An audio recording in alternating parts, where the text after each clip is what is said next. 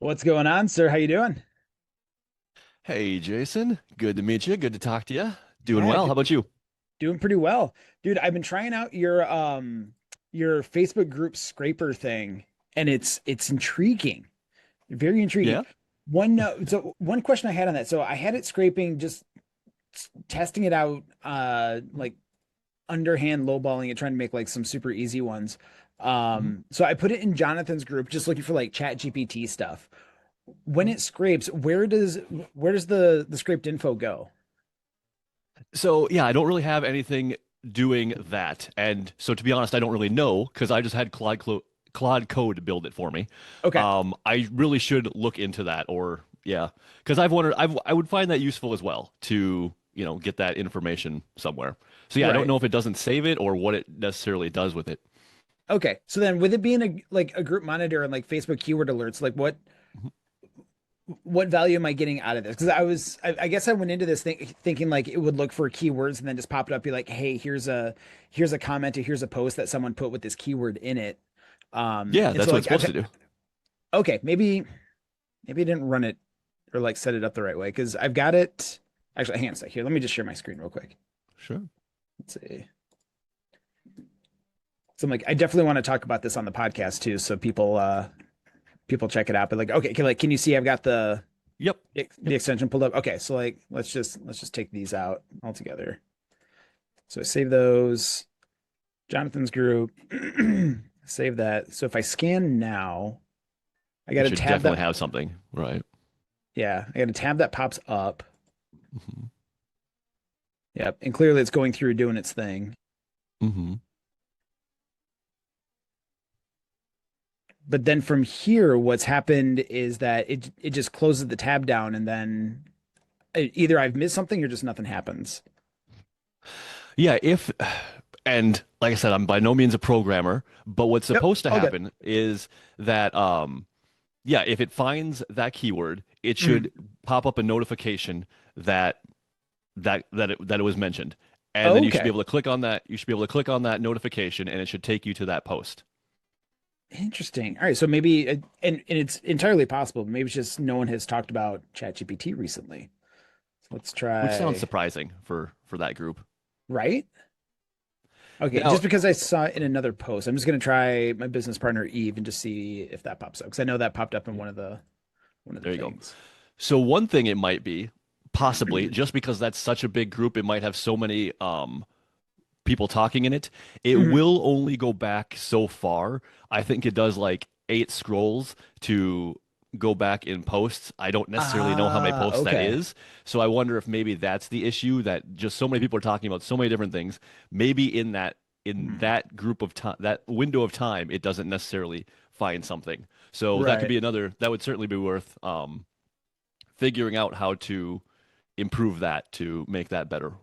Okay. Yeah, because I'm just trying to see here. All right, so pull this up again.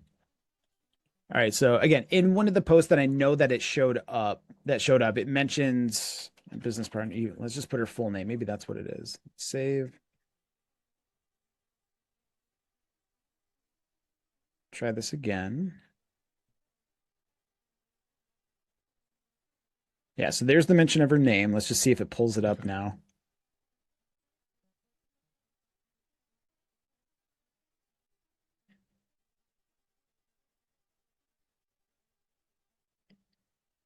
So I'm like, if Fingers this does what crossed. I'm hoping it does, like this would be something super valuable that a lot of people could utilize. Yeah, see, now it just comes back to this. Hmm. Yeah, there should have been a pop-up that would have that Uh, comment or that post in there. let's see, my ad blocker's not active, so And you're using straight Chrome, right? yeah. Okay. Like I'm in Comet, which is based off of Chrome, but it's Perplexity's browser. Well, you know Yep. all this stuff. Oh yeah. And it seems like it's like 50-50 as far as Oh, okay. when the pop-up comes in not. And every time it's working and then it just stops working and then I'm like go to Claude, hey, why did this stop? And it always has a reason, and it says it does something, and I upload a new one, and it'll work for a little while again, but then it stops again. So I Right. don't know if it's updates necessarily in the Chromium or what it is, but Yeah, it Oh, has to fun. be refreshed often, unfortunately. So, Good old technology. Gotta love it. yep, yep. So other than that, how have you been? While I sit here and Good. tinker with my, I should not be this blurry on my camera. I don't know what the hell's going on I with this gotcha. thing. Oh, oh, I think we're good now. Yeah, you That's look better. good. You got There we the go. yeah. hmm All right. I see Do we you got the use a gray. background of your house or? Yeah, we got the No, message, yeah, the the note gray in the. hoodie memo. No, yep. No, this one, no, this is one I just put together just because the back of mine right now just kind of looks like shit. So let's see. Totally. It's Yeah, one of those there's things where I'm no. like, it's a constant work in progress, but then my wife brings stuff back here and is like, oh, hey, put this up on, like, put all this shit up behind you on like Marketplace and all this stuff. I'm like, I don't have time to do that right now. Yeah. So there Yeah, it there lives. there is zero practical reason for me to have this bookshelf behind me other than to has a background. Like Yep. that's it. I could put that anywhere else in my house, but behind Oh, it was a at one point it's like 6 feet tall, 8 feet wide of okay. whiteboards, but I never used it. Like Yep. I had the great idea was I was gonna have stuff drawn and using it, and I just never did. So I'm like, well, now it's just a big glare if any lights are on. So I'm just gonna put something in front of it. Exactly. Well, I mean, it serves the purpose because then it's like that's something I also want to do behind mine, like hence the background that I built here. It's got the books and everything like that, trying to put out like that little bit of authority and all this stuff. Like, oh yeah, I have all of these books. Have I I read them? read, Probably not, but but I have them in my possession. right? But I do love I do love the Funko Pops you got there in the background, the TARDIS, the Dalek. I used to be a big Doctor Who fan and all that, so I love it. Yes, the nerd space. Yeah, but I guess there's a little bit of an issue with it now, at least if you run meta ads, that nothing's changed. Things don't change enough that it doesn't necessarily it groups the videos together. So I could, if I recorded like 6 videos about different things, but it all was in this background, if I happened to record them in one day with the same hoodie, it would essentially just group them all together and think it's the same. Yep. Which I guess I get from a person standpoint. Like if you're just scrolling through and everything about me looks the same, you wouldn't necessarily know. A real person wouldn't necessarily It, know that it's a different video. So I yeah, guess I kind of it's get their point. You got to change things up a little bit. it's Facebook's attempt. So, all right, we got to stop talking. It's like this is great content for the podcast. I got to get this up and Oh, going you're not here. Hang recording. on. Yep, my bad. Yep, we'll No, stop. all good, all good. No, it's just like, hey, this is, dude. You and I are gonna have so much to chat about and just like spitball. I love it. But yeah, I mean, yeah. Facebook's attempt to simplify things complicates things in other areas. Mhm. It's never just straightforward. It never works that way. All right, let's see. Set up the OBS. Make sure that's all good.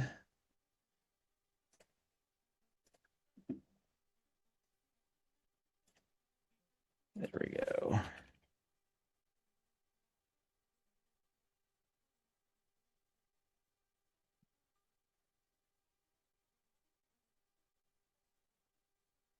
Nope, can't talk right now.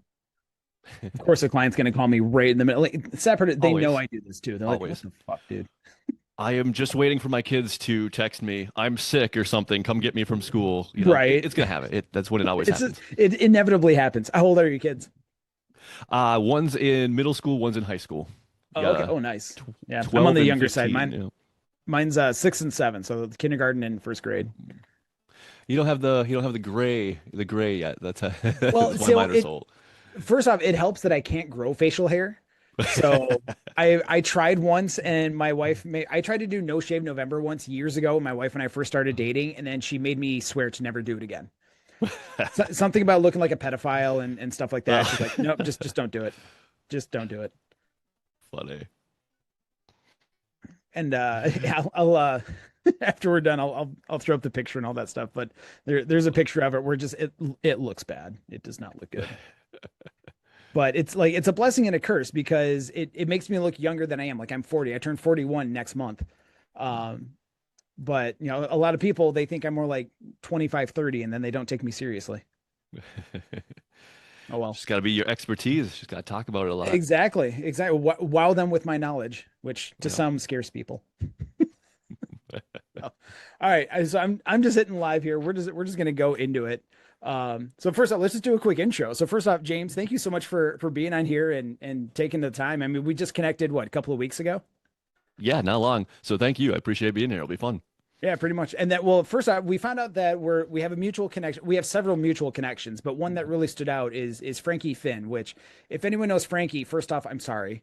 Um, he's an interesting character, great guy in the whole SEO space and all that. But how do you know Frankie? How long? I've known Frankie because a long time ago I worked with what are we an expert named Travis Sago and did quite a bit with him. And yeah, I don't think Frank would have any problems with me saying that.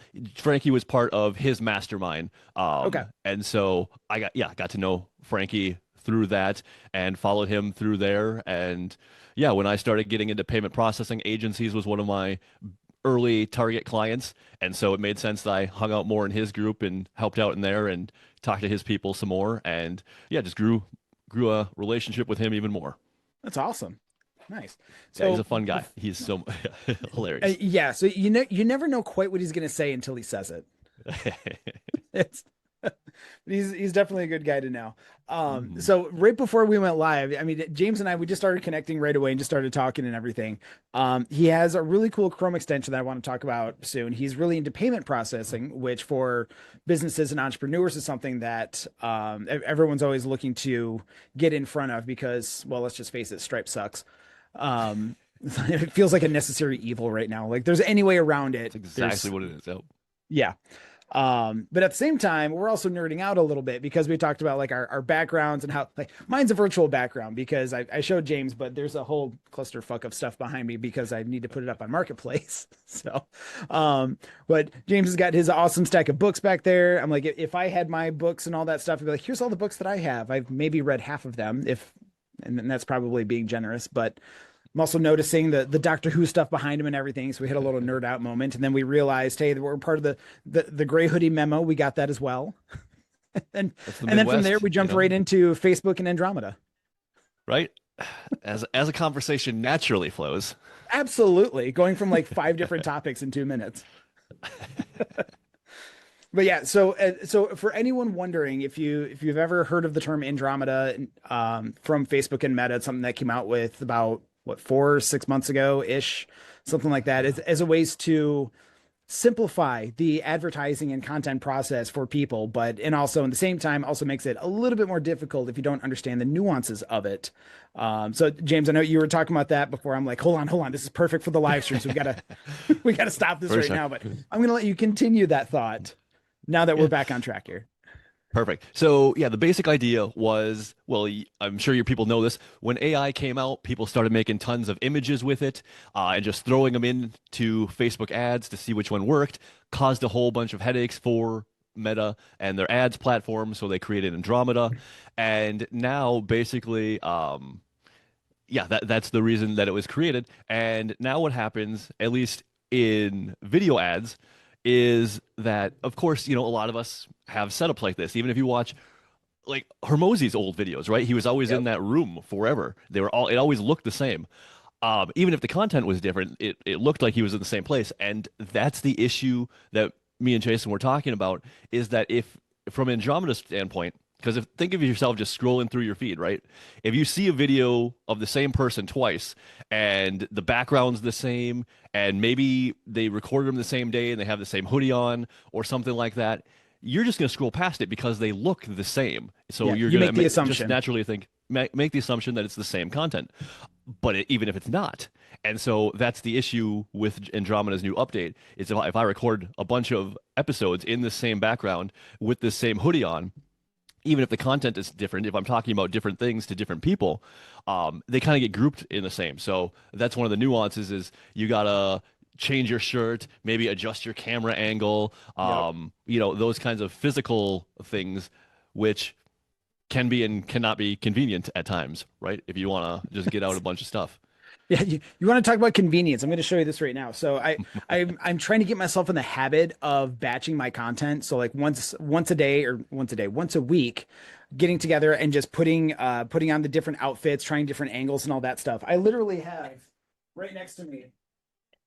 We'll see if my green screen will work with this, but maybe if I do it right in front of me, there we go. Yeah, look at all these different shirts and You. stuff from like I can just quick swap out in them as I'm doing different videos.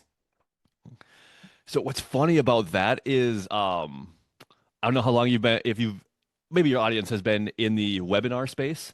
There Some of was them. one person, I won't call him out or anything, but he would have the exact same thing except backwards. He would have one specific shirt hanging around, and he would put that shirt on at the beginning of his webinar, Hmm. and then he would just play a recording because because in the recording he was in that shirt. So Yep. so he only ever did the beginning of his webinar, and then he just messed around for whatever 2 hours, 3 hours while the webinar was going, and it Hmm. just sold for him. But he had to wear that shirt because he did the beginning live so he could interact with people, or else it wouldn't match, or people would know that it was a Yep. recorded thing. So it was just he just had it hanging up somewhere, and he would just put it on 5, 10 minutes, then put on the recording, and then go off and do whatever he was doing while it sold for him. Right. I mean, which, hey, if it works, it works. I mean, if there's Absolutely, ways where I can still put content out there, still put value out there, and I don't have to be like active on in front of the camera constantly, I mean, why not? for sure. As long as it's still good for people. But I mean, you don't want to be putting stuff out just for the sake of putting stuff out there. It has to hit with the audience. But Absolutely. so James, so you're up to right now, like your primary focus is payment processing and everything. But like, tell me a bit about how did you get into payment processing? Like, why take this road? So for the past, I guess it's more 16 years now, I've been in the expert space. I don't know if people remember all the way back to the Warrior Forum days before Facebook, 2009, 2010-ish. That was kind of the big place. We launched info products, and that's kind of where a lot of the marketing people today, like Russell Brunson and whatnot, that's where they kind of came up, built their first audiences and that kind of place. So we did that, and that's kind of where I cut my teeth. And then so I've done creating products, be it software. I had a SaaS in the Amazon space for a while that did really well. Did all that kind of stuff, and there's always been the old saying, you can't outrun a percentage. And so it didn't matter how well I would do as far as the products I created or the software or whatever I was selling. I was always giving away a percentage of it to payment processing. Yep. And it didn't matter. I can't out earn that, right? Because it's a percentage. So the more I made, the more I was giving away. So I wanted to figure that out. And as I moved into more of the kind of expert role or service provider role, being a free doing work for clients or consulting or just selling high ticket offers, 'cause towards the as I got better at copywriting, I got more into selling high ticket offers for myself and for clients, like 30 grand masterminds by DMs and emails and that kind of thing. You wind up giving away a lot of that, Hmm. a good percentage of that to a payment processor who, doesn't do a whole lot, right? So Right. depending on what people are doing, high ticket people can get their processing down to basically zero. People in low ticket offers, at very least, can get off of Stripe because I'm sure your people know as well, Stripe, they're great when you're starting out. Yep. I kind of crap on them a lot, but they're great when you're starting out. They're the simplest to get set up with and get going with, but they have issues. There is an unofficial line where you're just going to start having problems after that. After you're doing for sure 20 grand a month, oftentimes 10 grand a month, and depending Hmm. on your niche, maybe even before that. But after you do a certain amount of volume, they no longer really want you as a client. And if you start doing more money than they more if you it's the opposite of what you would want. You start doing well, that starts scaring them, and Which is funny because you they think see if you start doing well, right. that's more percentage and more revenue for them.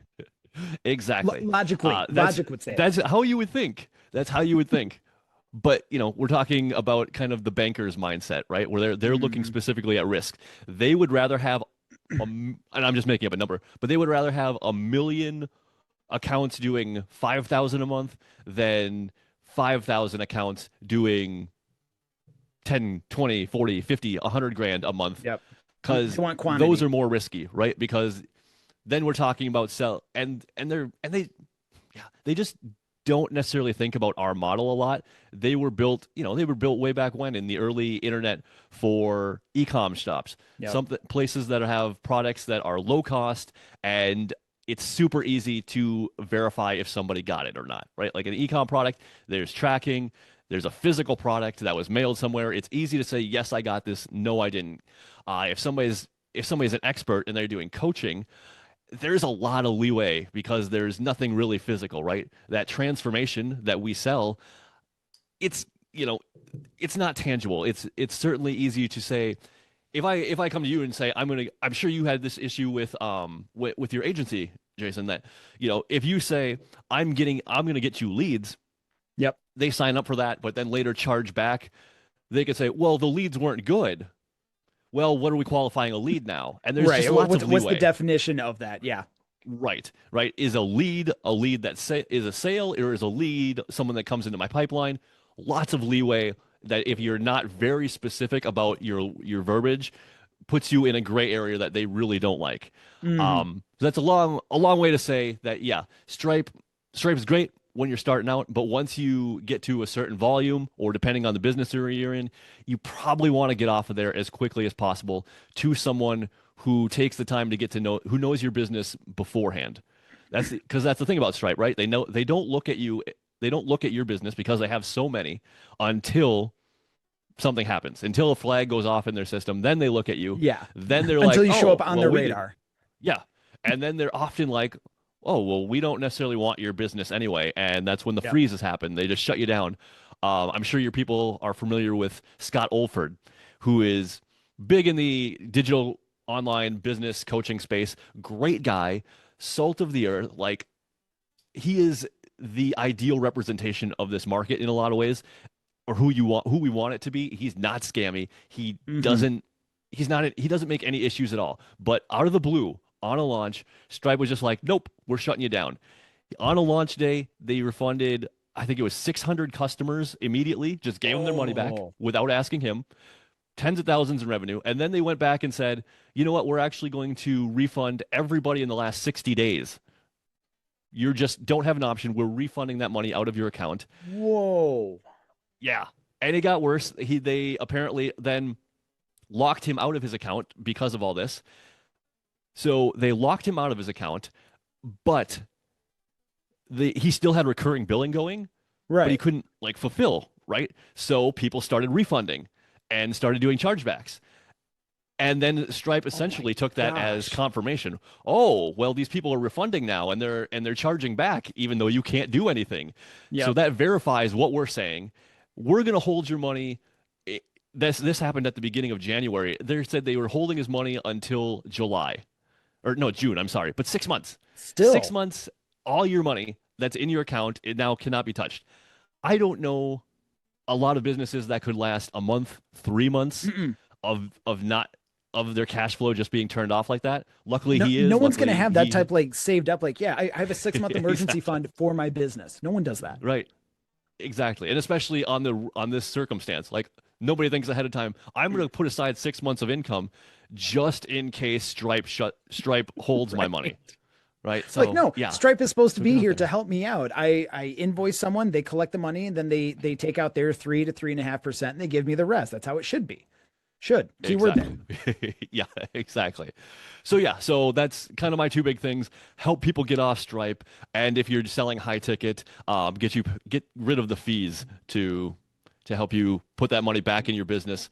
It can really be I see it as a competitive advantage.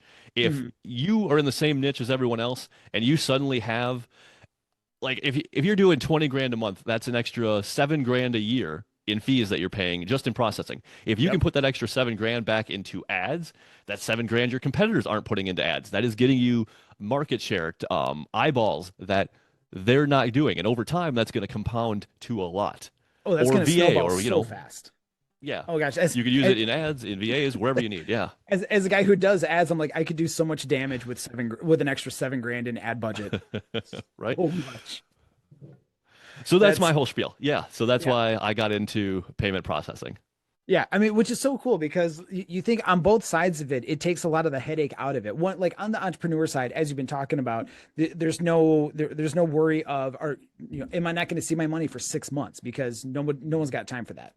And then also on the flip side, though, you think on the invoicing side, like everything is all taken care of, though. Like if you charge, because I've seen a couple examples that you've posted, where it's like, yeah, we charge $5,000 for this service, and so even though in your invoice it says 5,000, you also include the payment processing fee and everything, but that's only on the client side of it. So that way, if you're like, if and I believe I'm correct in this, like if you invoice 5,000, you're going to get 5,000 back, right? Right. So that's what you're talking about is what's called dual pricing. So yeah, you might send a client an invoice and they can either pay 5,000 if they send it through what's called an ACH, a bank transfer. Yep. Essentially in the real world, this would be a check, right? A check or cash. Mm-hmm. If they want to pay that way, because that costs basically nothing, I think there's like a $5 cap total. Like even if they're sending 10 grand, if you do it through ACH, it's like $5 fee. So it's like nothing. Yeah. Or if they want to pay by card, which has the 3 to 4% fee attached to it, you've added that on to their price. So if they want their credit card miles, if they want their Mm. perks or whatever, and they really want to pay by card, which a lot of people do, and that's great, Yep. they just cover that credit card processing fee. So they either pay 5 grand or 5 grand plus the credit card processing fee, which on 5 grand is probably well, on 5 grand it would be about $150. Yeah, but So it's a little over 100. it's yeah, it's not a lot, but it's also not nothing. And Right. for you as the service provider, if you have if like your agency, if you have 10 clients a month or you're taking 5 grand, that adds up and it adds up Yeah. every month and adds up over a year. That it Again, becomes a that lot of snowballs money. again. Yep, yep. That compounding is that compounding. What Warren Buffett call it? The eighth wonder of the world. Yep, and it can Yes. work for you or against you. So Yep. It all depends on how you set it up. Well, like I've yeah. also and this is probably my own doing, but like I'm sure I've bitten myself in the ass before on this, even just using Stripe because and this could be a setting that Stripe has, I don't know, but I've forgotten to put in like the extra 3 to 3.5% to cover the service fee and all that stuff. And so I'm like, oh, here's your invoice for like 5,000. And then it comes back and Stripe's like, oh, you get like 48.50 or something like that. Yep. I'm like, wait a minute, no, I should be getting all of this. And I check it and go, shit, I forgot to I forgot to cover the extra service charge and all that stuff. I'm like, great. Mhm. Instead of the client covering that, which they should have because they wanted to pay that way anyways, I'm the one covering that. Yep, exactly. Yeah, so it like we talk, it adds up, and that's why because they're okay. So sorry to nerd out about this so much, but No, there's that is three what we're ways here you can for. do this. Nerd out. Let's do it. There's 3 ways that you can legally do this as far as adding in the processing fees. Yeah. There is what I'm talking about, dual pricing, where you give them both options. There is what's called cash discounting, which is the same thing but phrased differently or positioned differently, Okay. where Jason might say, James, the offer or your bill is $5,100 or $5,150. But if you want to pay cash, or in this case by ACH, I can give you a discount of, I can give you a Mm, discount, then it's only 5 grand. yep. So it sounds better, right? It Some sounds like people you're like giving them a having the deal, even option. though it's the same. Exactly. So it can go either way. People either you can give them both options, or you can position it as a discount to them.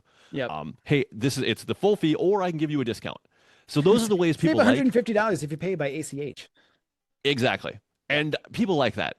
The third way is probably what you see at restaurants, and it always feels nickel and dimey. It's here's the price, but if you use a card, we're going to charge you 3% more. And then you're like, oh, why? Really? You gotta. Yeah, Why? it's like I don't want to pay more. Why would I do that? Right. Right. Yeah. Exactly. It just feels nickel and dimey. So surcharging, it's common. You see it a lot in restaurants, or even my accountant does it now when I just had my taxes taken in. I don't really like the feeling of it. I would rather, if you're looking at it, I'm going to add 3% to your bill, or here's your bill, but I can give you a discount. Yep. The feeling of that is different. So I don't personally like surcharging. I find the cash discounting or the dual pricing to give them the options as the more transparent route. That's Oh, another I guess another point is that with the surcharging, you don't know it until it's just added on there at the end, and you're mhm. like, all right, so Yeah, great. Like I wasn't expecting that, but great. Too late now. right. Yeah. exactly. I mean so that also gets really into like the marketing and like the consumer psychology side of things, which is like like that's my bread and butter. I love doing that kind of stuff and thinking what what makes people love or hate certain things or certain options and stuff. And like even just that right there is like its own little mini like masterclass course in this stuff. It's like how are you making people feel about doing a transaction with you?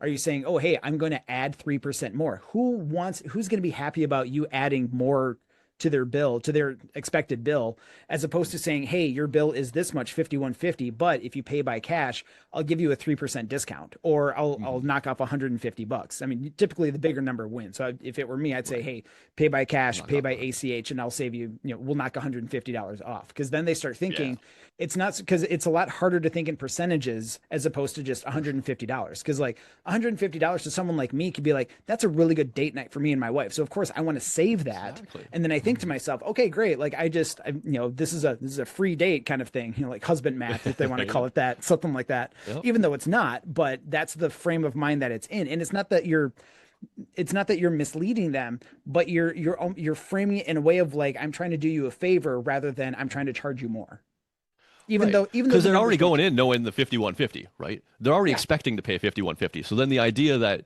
oh, I'll save 150 of that, awesome. Great. If I want to. Or if I really want the card, if I want to pay by card, if I want my travel miles or whatever, Yep. awesome. Yep. Yep. I've had purchases like that before where like a couple of years ago my wife and I decided to get solar panels on our house and everything, and paying by card was one of the options. I'm like, "Wait a minute. What's the what's the service charge on that going to be?" And like, "What's the 3%?" And Right. I'm like, that's not worth the points. It's just not worth it."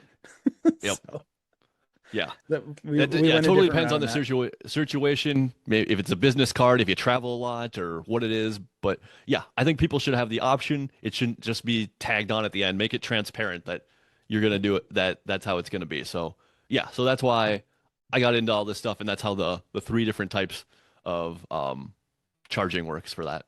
Right. Yeah. So so now this is more just out of morbid curiosity. How does someone get into like how does someone start like the payment processing? Like how do you think Stripe sucks? People shouldn't always have to be so dependent on this, especially as they continually grow in their business.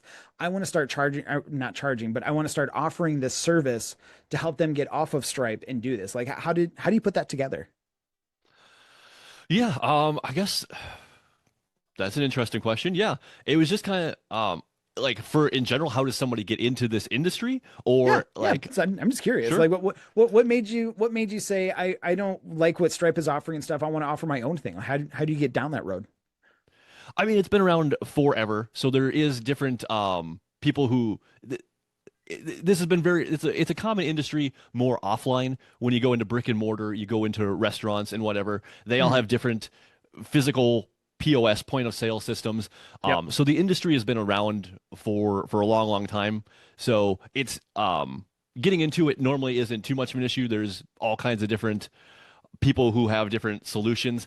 I decided I wanted to take kind of the a different approach in that I decided to go as more of a broker where I don't necessarily care what solution you have. So I want to give you, Jason, a bunch of different options and you pick Mhm. the one that's best for you. I'm not trying to put your round peg into my square hole of just using a specific processor and making it sound Right. as good as possible because it's good for me. I want to give you the actual options. I want you to find what's best for you, and that's great. So that's kind of how I went about it.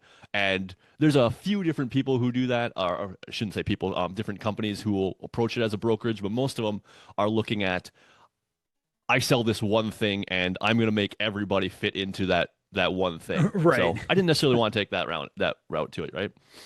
Yeah, I think that's a good way to do it because, like you said, you're giving people options that way they can pick and choose. You present them with the options, but Mhm. you're coming to them as someone with the solution though, of like, hey, are you tired of doing this? Have you had Stripe hold your stuff before for any period of time? Because no one likes doing that. Mhm. I just recently sold something on eBay, and they say, oh, your payment is typically paid out in 2 to 3 days. It took 2 weeks. I'm like, even Hmm. though I wasn't dependent on it or anything, I'm like, this sucks. Where's my money? Like, what the Yeah, hell? always.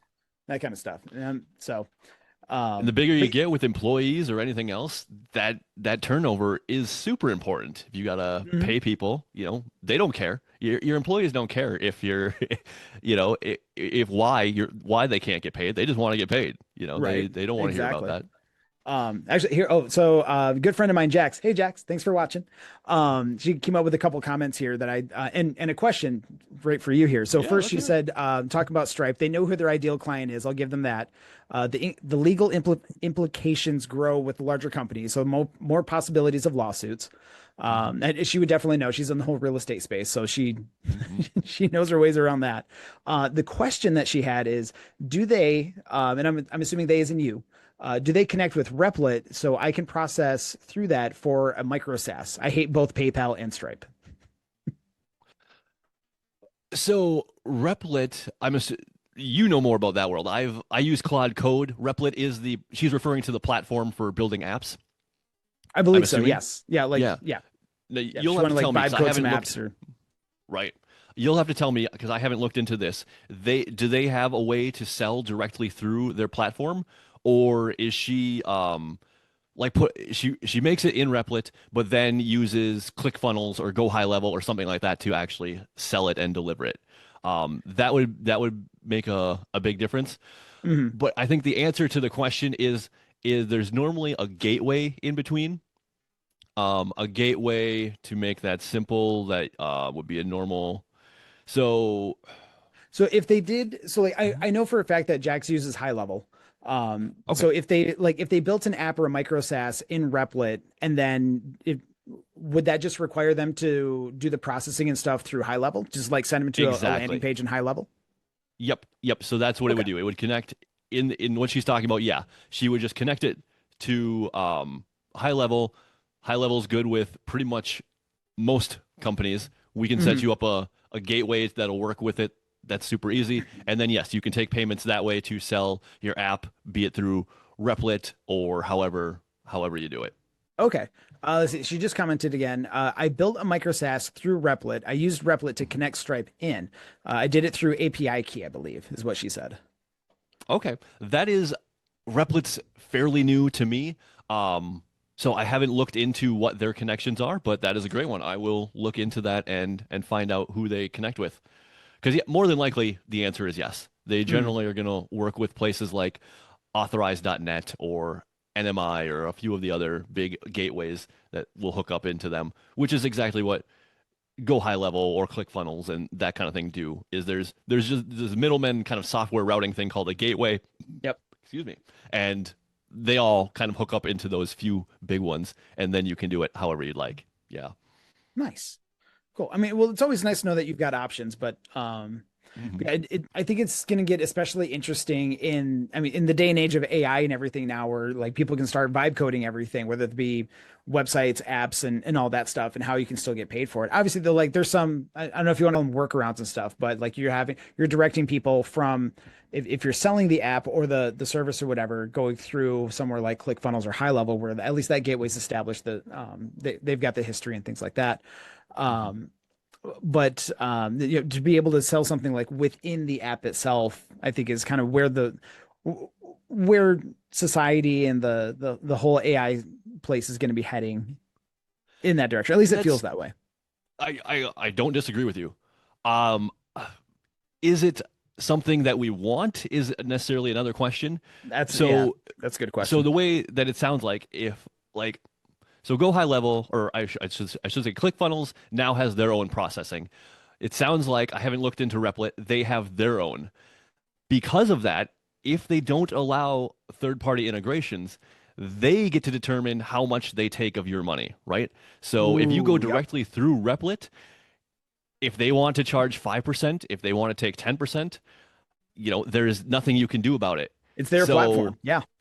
exactly. So then, yeah. So there is that concern, which that's I guess we hadn't talked about that though. That's kind of a important thing in my mind is being in control of your own money, right? Hmm. So maybe create it in Replit. And yes, it's super easy. And if you're willing to pay that convenience fee of what their fee is, if it's higher, I don't know. But if it's higher, you're just know that you're paying a convenience tax as opposed to exporting the app, putting it in Go High Level, and hooking up your own payment processor that is probably going to save you some money or and have understand you better as well. Right. Yeah, interesting note for sure. Just a couple more comments that she had followed up with. Hmm. She said, I had to test it in the sandbox through Stripe first.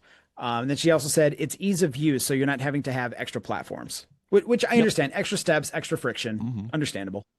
Yep. Yeah, totally. Like we're saying, if you're fine with that, like I said, I don't know their rate, so I couldn't even say it's not. I can't even say it's bad. Maybe it's a great rate. But Mhm. just know that yeah, it's kind of a convenience tax if they are over like 2.9%, then that's what you're paying for. And if you're cool with that, that's awesome. Yep. That's totally fine. Yeah. Hey, convenience is convenience. We all know the value of Hmm. that. So it's, Yep. but it all comes down to like just do your due diligence, do your research, find out what, Hmm. especially with the platforms that you're working on, understand their nuances and their procedures and policies and everything like that. For Um, sure. let's see. Oh, Jax also said, in current state, you aren't paying Replit anything. It's just connecting dots as far as I understand. Yeah, I Okay. could look into it. I mean, if they're taking on the responsibility of payments, you might not be paying additionally, but they are making money. Like, They got to it's be the making same way money I make somehow. money.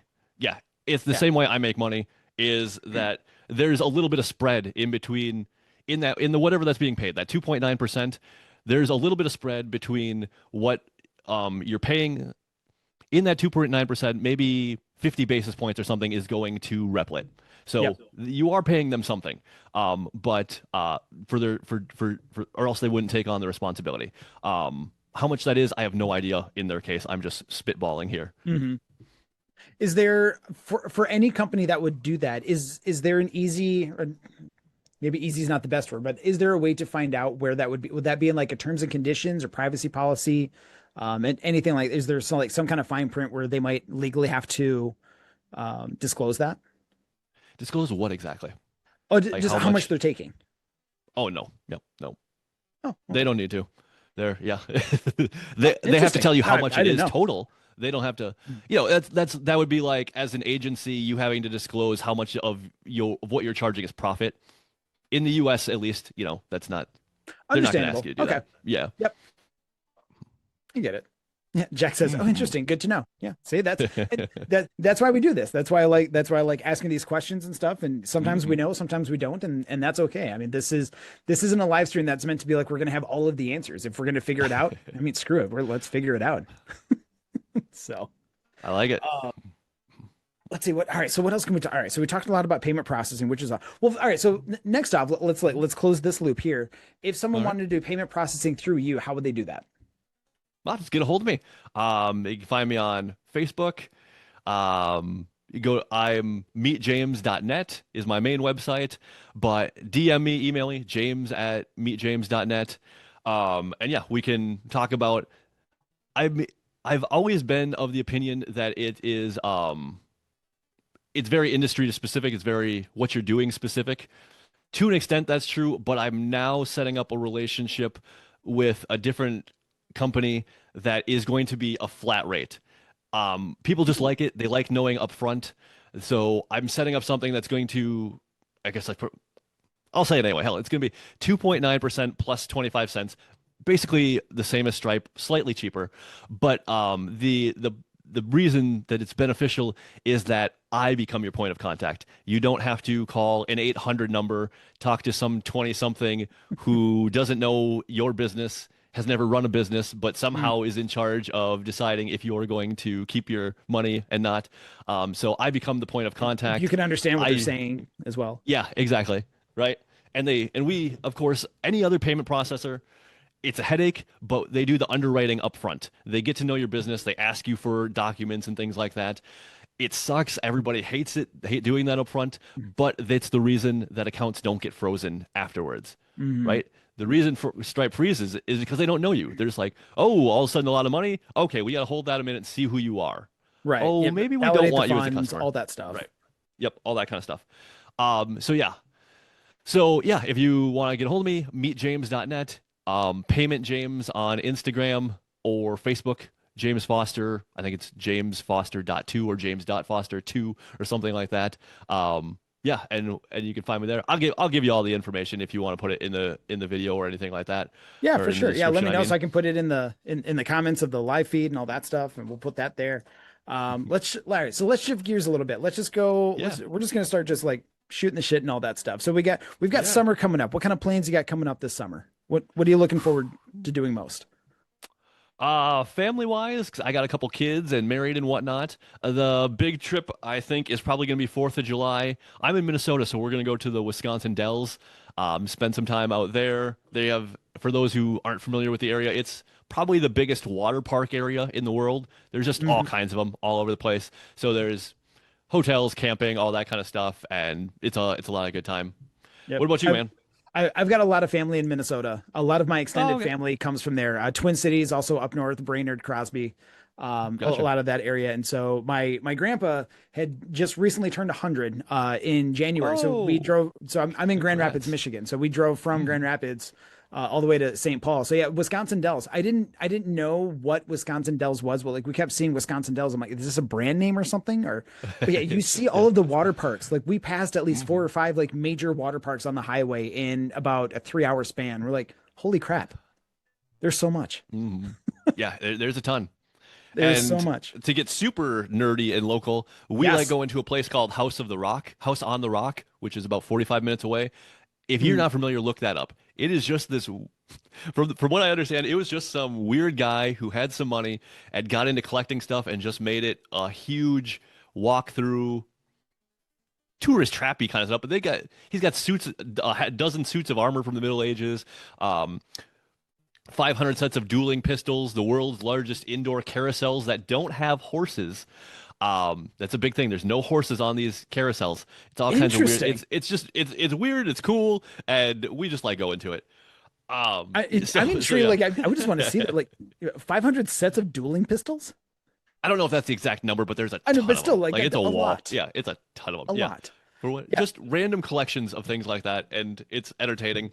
My kids are 15 and 12, so they hate everything, especially anything their dad likes is immediately stupid, and they like this place. So just them saying that it was kind of cool is should be a ringing endorsement for anyone who has Right. kids. They know what that means, especially Right. teenagers.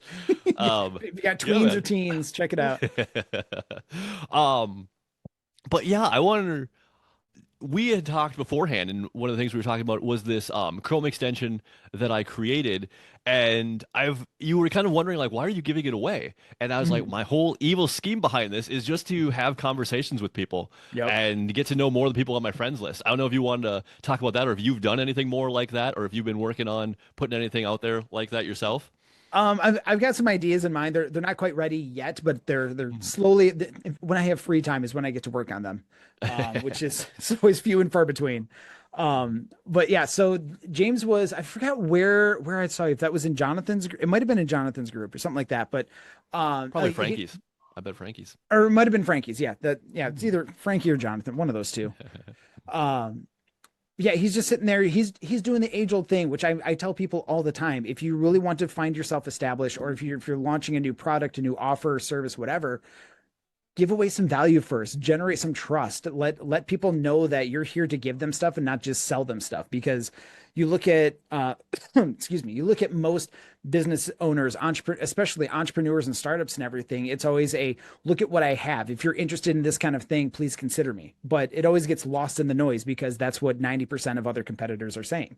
You look at anyone in the service industry, especially the service industry, carpet cleaners, roofers, concrete people, all that stuff. It's like, hey, we do X. If you need X, come call us. Like, but there's nothing to differentiate yourself from anyone else that's out there. Doesn't matter how Hmm. cool, how different, how unique your process, your perspective is on it, or anything like that. And so then here comes James. I think we had been connected before, just probably because we have mutual friends. We're like, oh, hey, Jonathan, Frankie, you must be cool, which obviously very true. James is pretty cool. Yeah. But he's sitting there, he's like, I have this Chrome extension that can keep an eye on Facebook groups and keywords and key phrases within Facebook groups. I'm like, I'm in a ton of them. I can't keep up on them, but I love doing that. Like I find so much value in Facebook groups that outside of my own, because it's where you can get a really good pulse on what people are talking about, and not just what people are talking about in terms of putting content out there, but like the values in the comment section, because that's where people are asking questions, giving feedback, giving their expertise and their perspectives and stuff. And you can get a lot of ideas on what people are wanting or what people are looking for, whether if that's a way for you to answer questions, have an opportunity to just talk to them, start a conversation, bring them over to the messages where you can have conversations. And so James is like, hey, I have this free Chrome extension. Check it out, test it, break it, let me know about it. And I'm like, I am 1000% interested in this. And then, so I asked him for it, and then we just started having a conversation. He's like, hey, what are you looking to use this for? What are you looking to get out of it?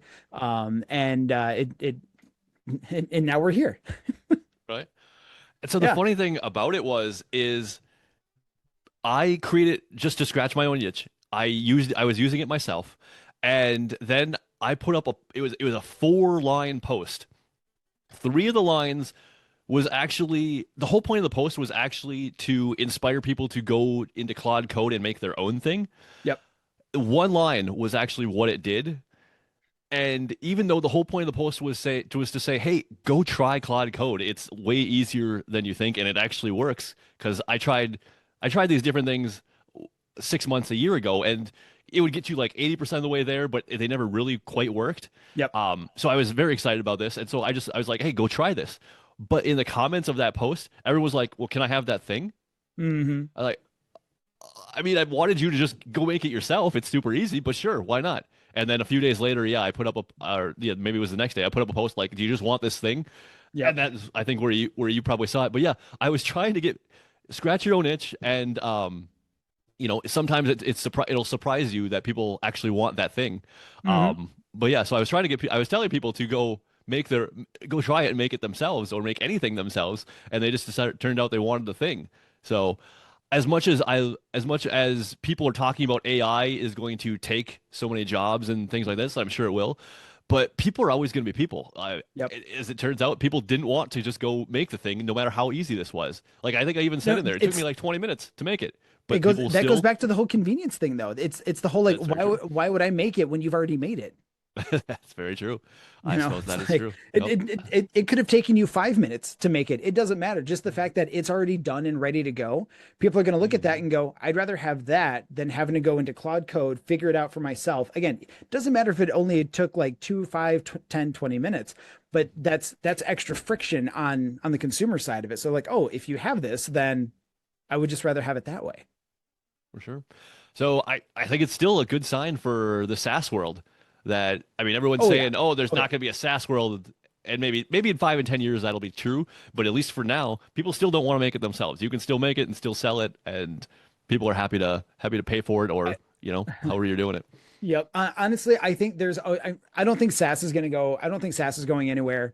The fact that so many people have been freaked out of like AI is coming for our jobs and all this stuff. I'm like, AI is not coming for your jobs. People who know how to use AI are coming for your jobs, Right. because they're going to know how to like those are going to be the people that are willing to get into the programs, into the tools, and use them to build extensions and SaaSes and services and products and things like that. It's for lack of a better term, it's going to be the lazy people who are going to be like, no, if you already have it done for me, I'd rather just pay you and save myself the time so I can just plug it in and go from there. For So like sure. Totally agree with you. that will always be there, I think. Mhm. Yeah, Jax is in the comments. You need to tell me where this extension is. Said I've got you another one. Yeah. Well, happy to send it to you. No problem. Yep. So yeah, I've been testing it. I like to put it through the ringer and all that. So whenever someone tells Mhm. me like test it and break it, I'm like challenge accepted. And Yep. Yep. And yeah, to that point, I think as well as it works, I still think programmers don't have to worry that much right now no, because we were talking about bugs that it had, and I can go into Claude Code and be like, hey, it's doing this, fix that, and it will. But if I had code experience, it would still be better that I could go in there and make yep, it work better and not have to worry about the issues coming up in the future at all. So, I mean, even those people, I don't think they're not hosed yet. no. Who's to say what's going to happen in 5, 10 years? But At least I, not yet. hey, we'll cross that bridge when we get there. But I mean, it's same thing Yeah. on the creative side too. Like people have been like, oh, graphic designers are dead now, video editors are dead and all that stuff because we have Sora and we have Nano Banana Mhm. and all that stuff. It's like, no, not really, because if anything, I've seen people, I've seen Jonathan and a lot of those people talk about it. Like AI is an amplifier. It's not something that's going to just take the place of something.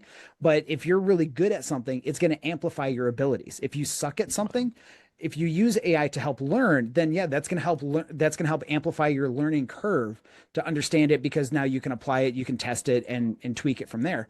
But especially like even on the creative side too, I've seen this with graphic designers, video editors, video creators, and all that stuff.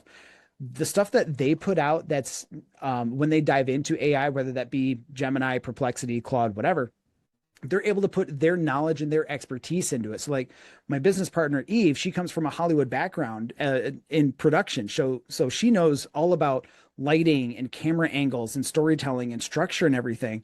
The videos that she produces and puts out compared to other people who are just kind of dilly-dallying with Sora and everything is there's a night and day difference. I bet. The stuff that she puts out looks like it's a fully flushed out, fully edited, like Super Bowl ready commercial type of thing, where others it looks like it was slapped together through a kids program in sixth grade or something like that. And so where a lot of people are getting, where I see a lot of people getting worried and stuff of like, oh, it's coming for all of these jobs and everything. I'm like, no. If anything, people need to embrace this because first off, in my mind, AI is the biggest technological advancement since the internet. Because you think before when we were all analog and everything, like we had textbooks, we had to go to the we actually had to go to the library, we had our Rolodex cards and all that stuff and index cards to find everything. The internet started taking a lot of that away. Like Mhm. AI is taking a lot of the manual process away of having to like Google something and everything. Now we can do all that searches and give us feedback to us. Like it's simplifying the process. I see is what it's doing. For sure. Yeah. I don't know, do you see that in on your side of things too? Oh yeah, it's certainly a lot simpler since that, and that's why we were talking earlier about like I shouldn't say upgraded, but changed to the Comet browser, which is Perplexity's browser. Yep. It's basically Chrome, but instead of going to Google, it takes me to Perplexity and it answers my questions there. There's a few other features like I can take any YouTube video, there's a button and it'll summarize it for me. You know, I could just ask it questions. I don't need to necessarily watch the hour-long video to pull out Mm. the points I'm looking for, that kind of thing. So it's got those kind of little cool features plugged in or built into it. But yeah, for the most part, I totally agree. And yeah, I agree that it's amplification. But okay, so here's something that's kind of interesting. Sure. I kind of go, I'm starting to go the opposite way, almost, I won't say anti-AI, but as far as communications and my brand, I am personally leaning into making sure people know that AI is not involved, that you are actually talking to me, that my content is from me. Right. I see because my background is especially in copywriting. Um, I guess I say I'm an Agora level copywriter just because guys from Agora say I'm probably in the top 3 to 5% Okay. of at least email copywriters. So I don't. I will use AI, especially Claude, to write an email, but it still has to go through me before it goes out, as So you do opposed it the right to way. just straight out, right? But You're not copy and pasting it. right, exactly. But I mean, there's a point where you can also use it in conversations, and that I personally stay way out of because if at some point somebody realizes, oh, I'm not actually talking to you, at least in my Hmm. line of work, the trust is now completely gone. Yep. That so for me, I don't want to use it in that particular scenario. I don't want to automate my DMs or even just sending links to people in anything that normally talks that's normally coming from me. So if it involves my DMs, it's always me. If it Hmm. involves my content, it has to go through me, but I will use AI on the front end, but it's gone through my taste filter, whatever you want to call it. Yep. That kind of thing. So in the way of actual conversations, which I was looking at a conversation from a really well-known copywriter. He's like, when is Facebook going to let us put in AI APIs to manage conversations? I'm like, man, I don't want that to happen. Like I Mhm. want to have those conversations. I get it. There's, if you got 100 comments, it's a slog to go through, but Yep. I want them to know it's me that I'm talking Think to. Well, and also like think of the value you're going to get out of that reading those comments because AI might For not sure. always grab what you're hoping to grab, or you're like they may not notice something Mhm. that you could pick up on, and just having and each comment is not going to be the same.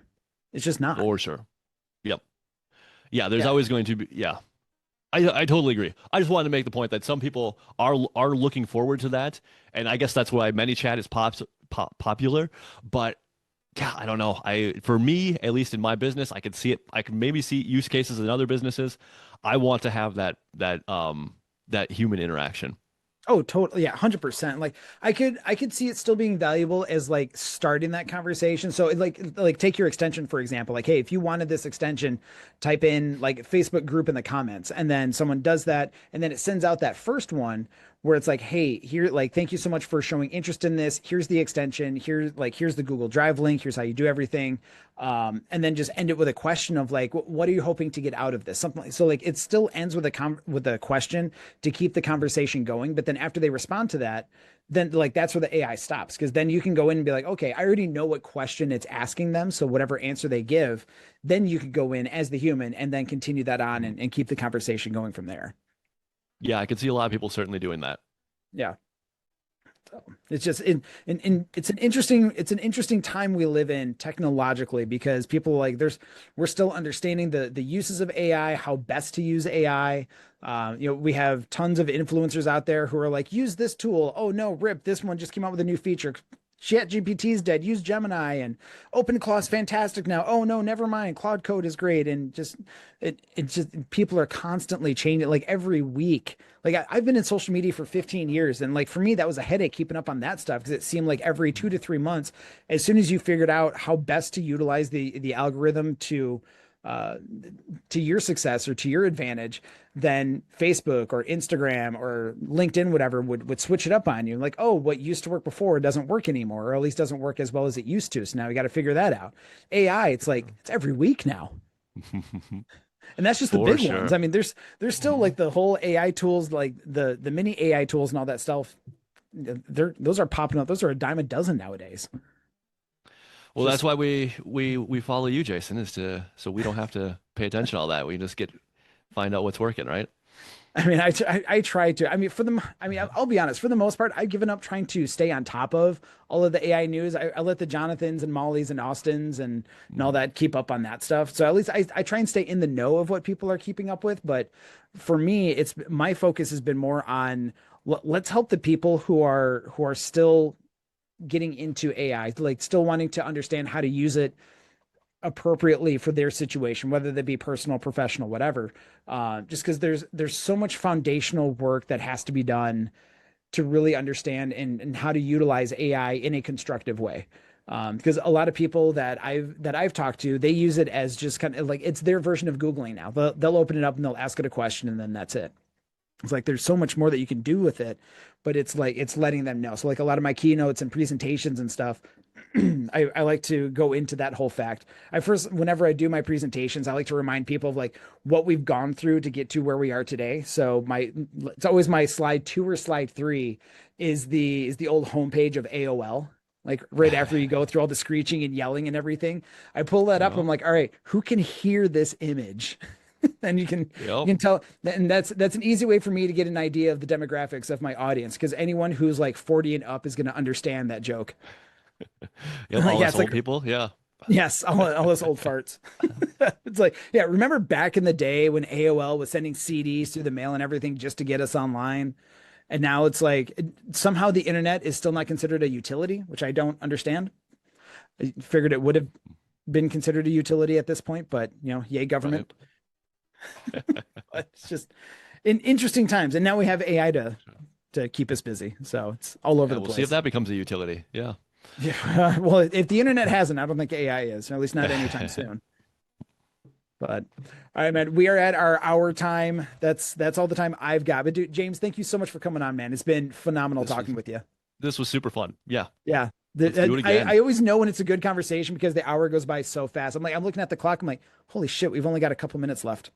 I love it. Look forward to doing it with you again, Jason. Absolutely. Yeah. So right before we go, remind people one Mhm. more time where they can find you online and connect with you. Sure. Facebook. I don't even know the address. Instagram is Payment James, or my website is meetjames.net. Awesome. Well, I made sure to tag you in this post here for the live stream. So at least Perfect. they can find your Thank you. Facebook that way, at least. So Awesome. Love it. yeah, yes, awesome. Yeah, check out James for payment processing. Check out his Chrome extension for the Facebook group Keyword Finder, and yeah, I'll see you back online. Talk to you soon. Thanks, Jason. Thanks.